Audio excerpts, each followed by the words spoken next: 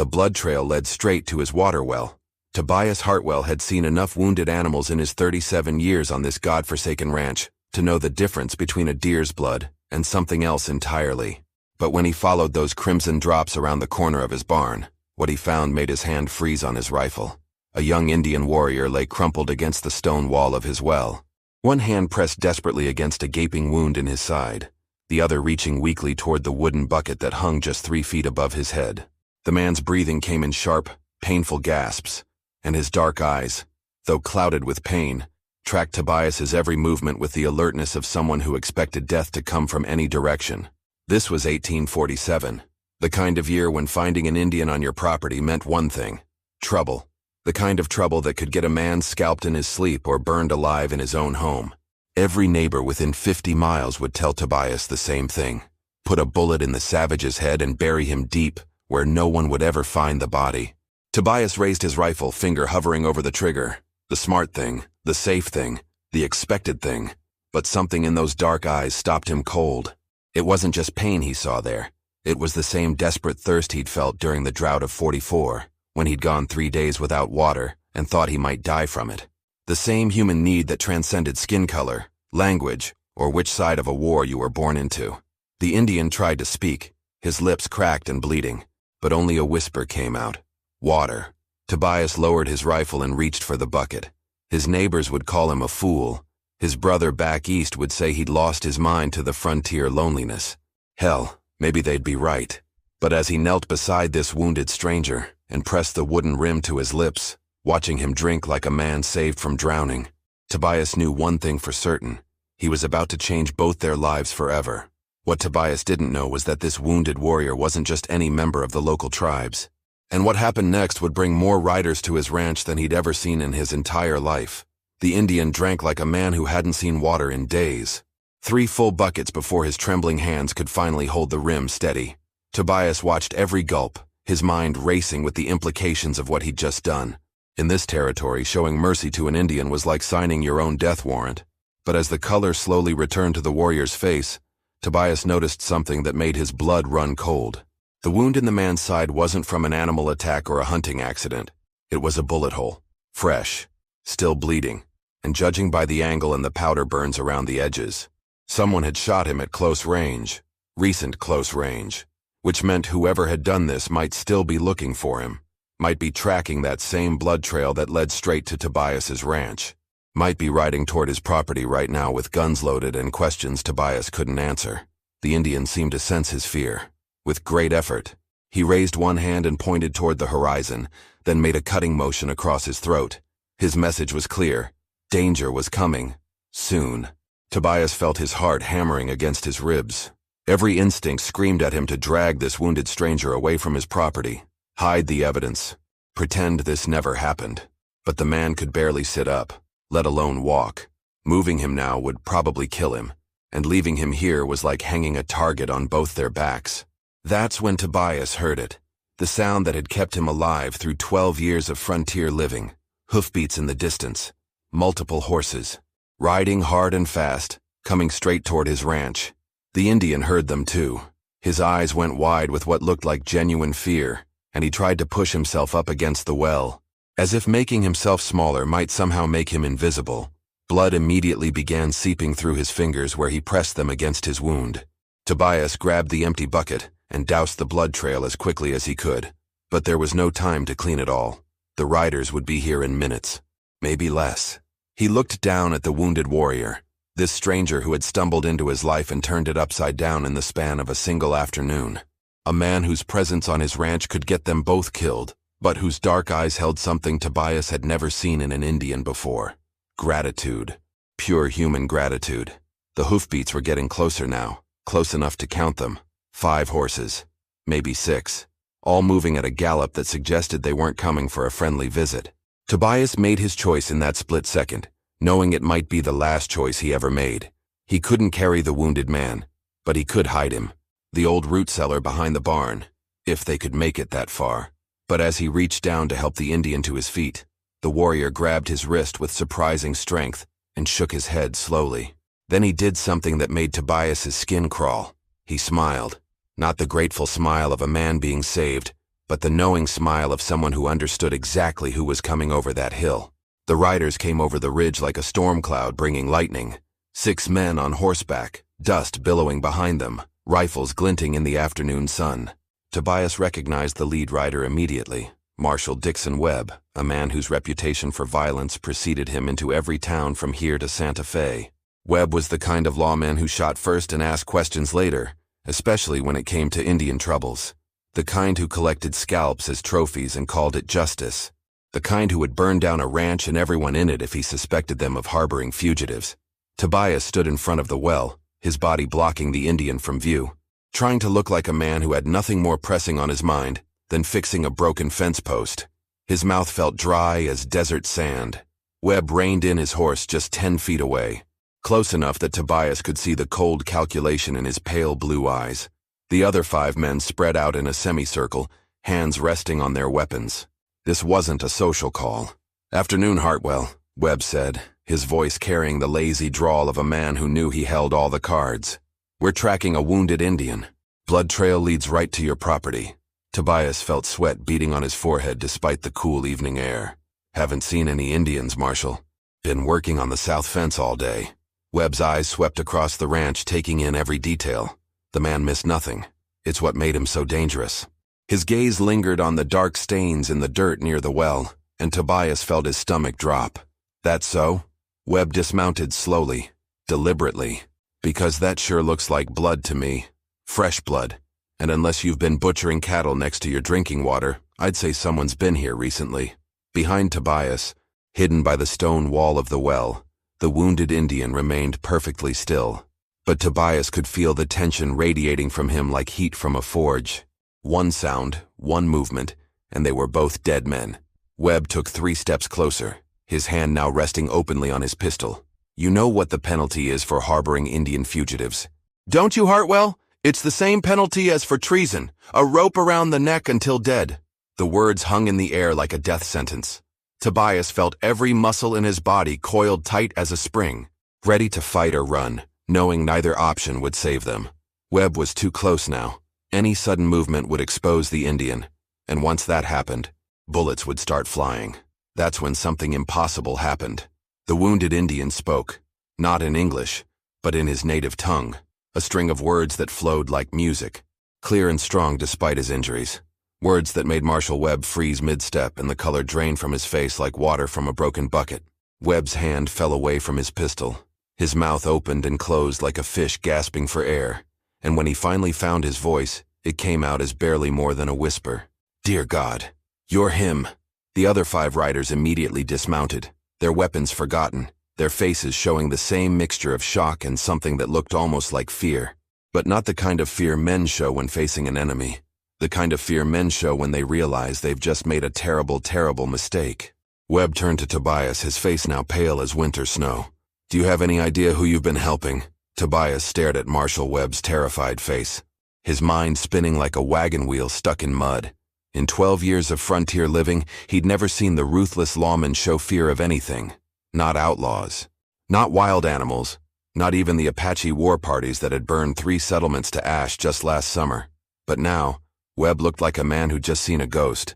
The wounded Indian spoke again, this time in perfect English, his voice carrying an authority that seemed to fill the entire ranch. "Tell him who I am. Marshal, tell him why you rode so hard to find me." Webb's Adam's apple bobbed as he swallowed hard. When he finally spoke, his voice cracked like a teenager's.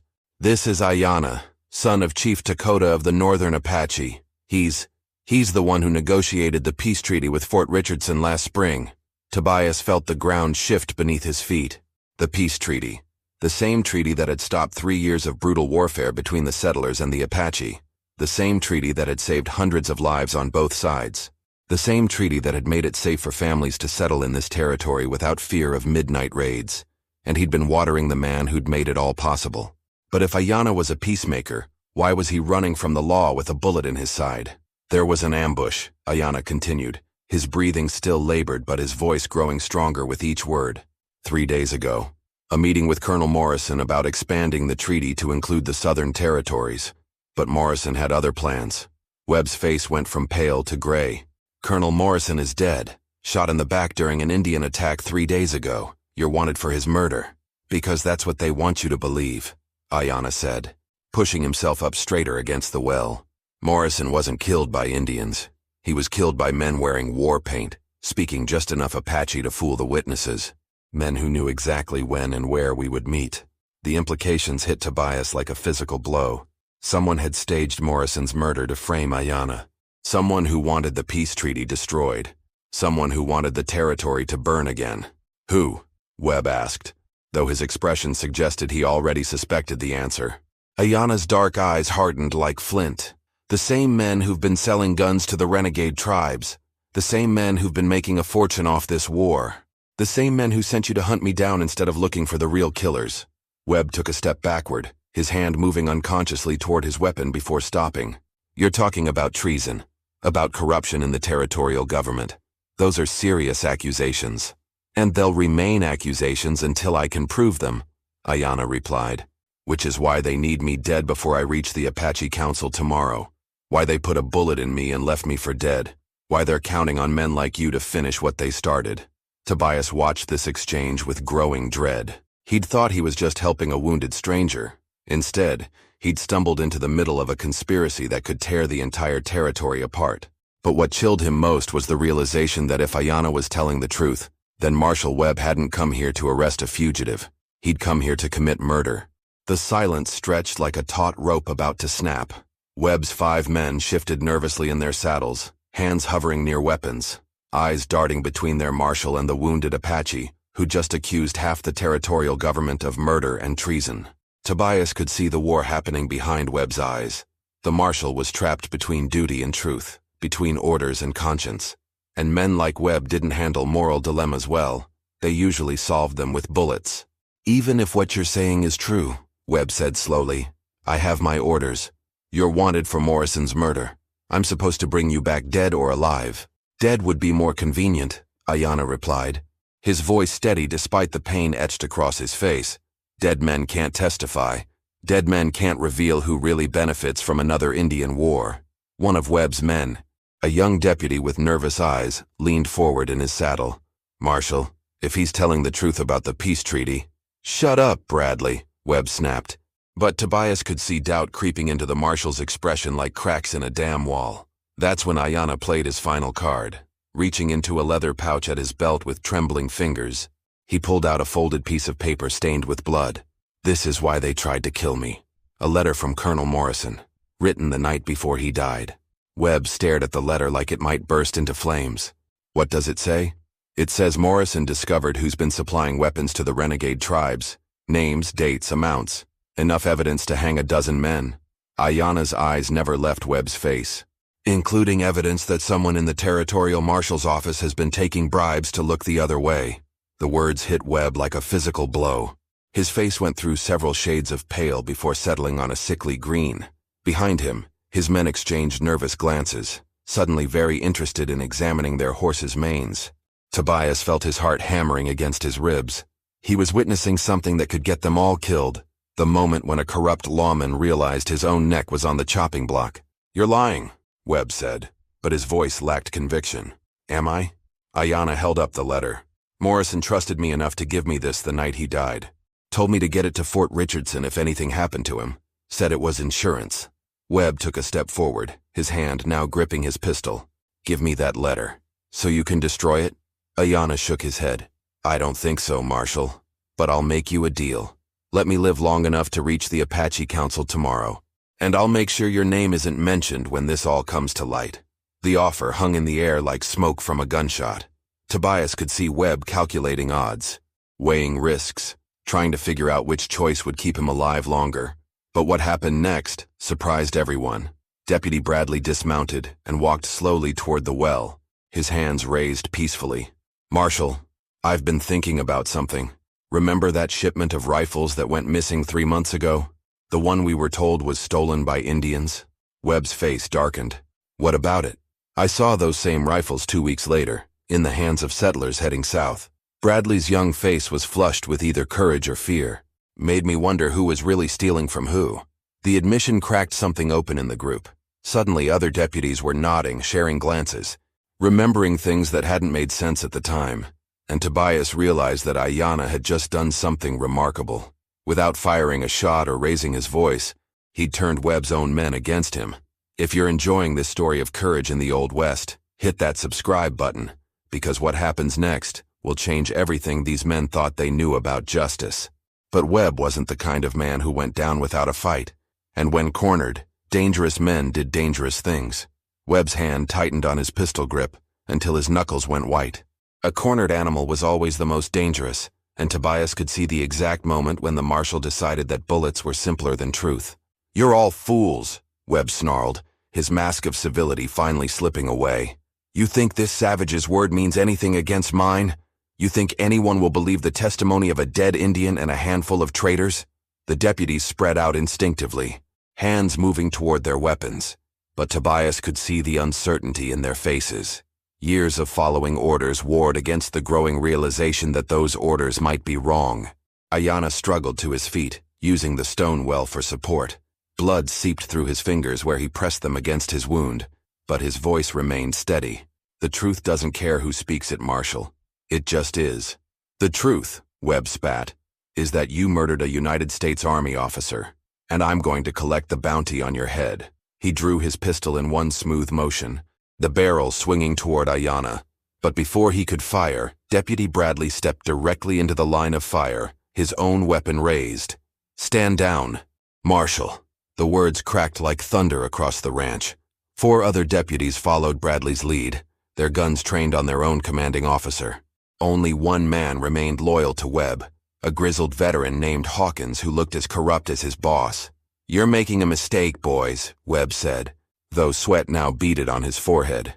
"A mistake that'll cost you your badges, maybe your lives." "Maybe," Bradley replied, "but I've made enough mistakes following your orders." "I won't make any more."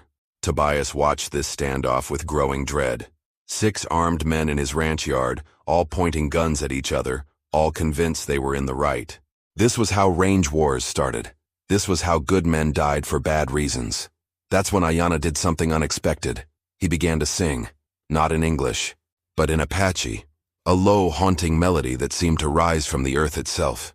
The ancient words carried across the ranch like wind through canyon walls, speaking of honor and sacrifice, of brothers who stood together against the darkness. The effect was immediate and startling. The deputies lowered their weapons slightly, not understanding the words but feeling their power. Even Webb seemed momentarily mesmerized by the sound. And while they listened, transfixed, Ayanna was doing something else entirely. He was calling to his people. The song was a signal, a message carried on the evening wind to ears that knew how to listen. Tobias realized this with a chill that ran down his spine like ice water. Ayanna wasn't just singing, he was summoning. The melody ended, and silence fell over the ranch like a heavy blanket. But in that silence, Tobias heard something that made his blood run cold. Hoofbeats. Distant but growing closer. Many hoofbeats, moving fast. Webb heard them too. His face went pale as moonlight. "How many?" Ayanna smiled despite his pain. "Enough." The sound grew louder, multiplying, until it sounded like thunder rolling across the plains. Not 6 riders this time, not even a dozen. An entire Apache war party was riding toward Tobias's ranch, and they would arrive within minutes. Webb raised his pistol again, this time pointing it directly at Tobias's chest. "You did this. You helped him signal them." "I gave a dying man water," Tobias replied, surprised by the steadiness of his own voice. "Same as I'd do for any creature suffering on my land." The hoofbeats were close enough now to feel in the ground beneath their feet. Close enough to count. Too many to count. And Webb finally understood what Ayanna had been planning all along. They came over the horizon like a vision from another world. 50 Apache warriors on horseback, moving in perfect formation, their war paint gleaming in the dying sunlight. But as they drew closer, Tobias realized something that defied everything he thought he knew about Indian war parties. They weren't coming for battle. At the head of the group rode an elderly chief whose presence commanded respect from 100 yards away. His gray hair was braided with eagle feathers, and despite his age, he sat his horse with the dignity of a man who had never bowed to anyone. Behind him rode warriors of every age, from seasoned fighters to young braves barely old enough to carry weapons. But their weapons remained sheathed. Webb's face cycled through confusion, fear, and desperate calculation. He still held his pistol trained on Tobias, but his hand shook like a man with fever. "This changes nothing. I still have my orders."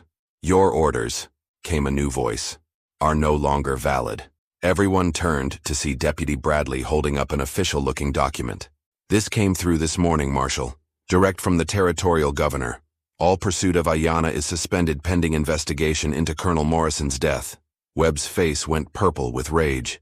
"You lying piece of—" "Check your own dispatch pouch," Bradley interrupted, "unless you've been too busy collecting bounties to read your official mail." The Apache riders formed a wide circle around the ranch, not threatening, but unmistakably present. Their chief dismounted and walked slowly toward the well where his son waited. With each step, the old man's eyes never left Ayanna's face, searching for signs of serious injury. When father and son embraced, a collective sigh seemed to rise from the assembled warriors. Tobias found himself witnessing something sacred, the reunion of a leader with his people, a father with his child, a peace negotiator with those he'd sworn to protect. The chief spoke to his son in rapid Apache, his weathered hands checking the wound, his face grave with concern. Ayanna responded in the same language, but Tobias caught enough English mixed in to understand the gist, the truth, the conspiracy, the names of the real killers. When the conversation ended, the chief turned to face Webb with eyes like black diamonds. When he spoke, his English was perfect and precise. "Marshal Webb, my son tells me you came here to murder him." Webb's pistol wavered. "I came here to arrest a fugitive. A fugitive from your own corruption," the chief replied. "A man whose only crime was discovering how you and your friends have been profiting from war between our peoples." The accusation hung in the air like smoke from a funeral pyre. Webb's remaining ally, Hawkins, was slowly backing his horse away from the circle, clearly calculating his chances of escape. "You have no proof," Webb said, but his voice cracked on the words. The chief smiled, not warmly, but with the satisfaction of a man holding all the cards. "We have Morrison's letter. We have the testimony of the real killers, who confessed everything before they died trying to escape our justice. And we have something else." He gestured to one of his warriors, who rode forward carrying a leather satchel. From it, the warrior produced a stack of papers that made Webb's face go ashen. "Your correspondence with the gun runners," the chief continued. "Every payment, every shipment, every lie you told to cover your tracks. Morrison was more thorough than you knew." Webb's world collapsed in that moment. Tobias watched a corrupt man realize that all his schemes, all his violence, all his betrayals had been for nothing. The evidence was overwhelming, the witnesses reliable, the justice inevitable. But cornered animals were unpredictable. Webb swung his pistol toward the chief, desperation overriding common sense. "If I'm going down, I'm taking you with me." What happened next moved faster than thought. Ayanna threw himself between the gun and his father despite his wound. The pistol fired, and 50 Apache warriors reached for their weapons in perfect unison. But the shot went wild, because Tobias Hartwell, a simple rancher who just wanted to help a thirsty man, had tackled Marshal Webb from behind, sending them both crashing to the ground in a tangle of dust and rage. The dust settled like a curtain falling on the final act of a play. Webb lay motionless beneath Tobias, his pistol thrown clear by the impact. Deputy Bradley and his men quickly secured both Webb and Hawkins, while the Apache warriors slowly lowered their weapons. But it was what happened next that would stay with Tobias for the rest of his life. The chief walked slowly to where Tobias sat, catching his breath in the dirt. The old man's weathered face showed no expression as he studied this white rancher who had risked everything for a stranger. Then, without warning, he placed both hands on Tobias's shoulders and spoke in Apache, words that carried the weight of ceremony, of honor, of recognition. Ayanna translated, his voice thick with emotion. "He says you are now brother to our people, that what you did today, showing mercy to an enemy, risking your life for truth, choosing courage over fear, these are the actions of a true warrior." Tobias felt something shift in his chest, like a door opening to let in light he'd never seen before. All his life he'd been taught that Indians were savages, enemies, obstacles to civilization.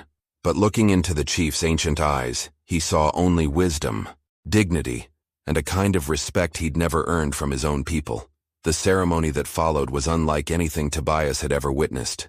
The Apache warriors dismounted and formed a circle around him. One by one, they approached and touched his hand. Not a handshake in the white man's fashion, but something deeper, a recognition of kinship that transcended skin color or culture. When the last warrior had paid his respects, the chief presented Tobias with a gift that took his breath away. A war lance decorated with eagle feathers and intricate beadwork, its shaft worn smooth by generations of hands. "This belonged to my grandfather," the chief explained, "and his grandfather before him. It has never been carried by anyone not born Apache. Until today." As the sun set over the western mountains, painting the sky in shades of gold and crimson, the Apache prepared to depart. Ayana's wound had been properly treated by the tribal medicine man, and though he was still weak, he would live to see the peace treaty expanded and the real conspirators brought to justice. Before mounting his horse, Ayana clasped Tobias's hand one final time. "You saved more than my life today, brother. You saved the peace between our peoples." "I just gave a thirsty man some water," Tobias replied. "Sometimes," Ayana smiled. "That's how the world changes. One cup of water at a time." 24 hours later, exactly as the title had promised, they were gone. But they left behind something precious, proof that in a world full of hatred and fear, simple human decency could still work miracles. Webb and Hawkins were tried and convicted of treason, corruption, and conspiracy to commit murder. The gun-running operation was dismantled, and the peace treaty was not only renewed, but expanded to include all the tribes of the territory. And Tobias Hartwell, a simple rancher who had shown mercy to a stranger, became the first white man in territorial history to be formally adopted into the Apache Nation. Because sometimes in the brutal landscape of the Old West, the greatest battles weren't won with guns or violence, but with something far more powerful: the courage to see enemies as human beings, and the wisdom to choose compassion over fear. Now click on the video on the screen to hear a story even better than this one, with a twist so powerful you won't forget it anytime soon. Click on the video now.